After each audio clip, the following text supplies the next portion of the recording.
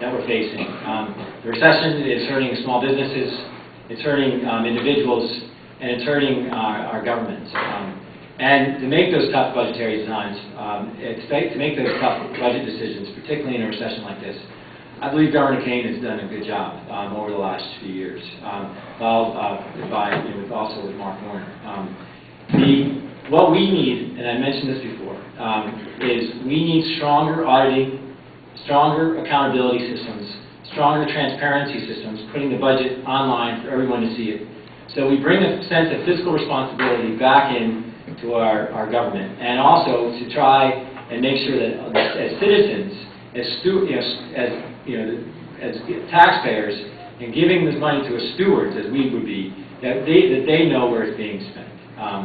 And I also agree that I think, like I said, that there are certain cuts that should not be made, one of which is being education. The other thing, though, is obviously the issue of protecting state employees and knowing that there's a series of state employees that live in this district as well, knowing that their jobs and being there for them if their jobs are. I say that the governor's had a hard time because he has been governor during this recession. Now, I'm not sure that he had the best advice as far as the predictions on that, but to the extent that we have had to live within our means, then you do need to make cuts. And that by Constitution is the governor's responsibility. When the General Assembly is not in session, it's the governor's job to stand up and make those cuts.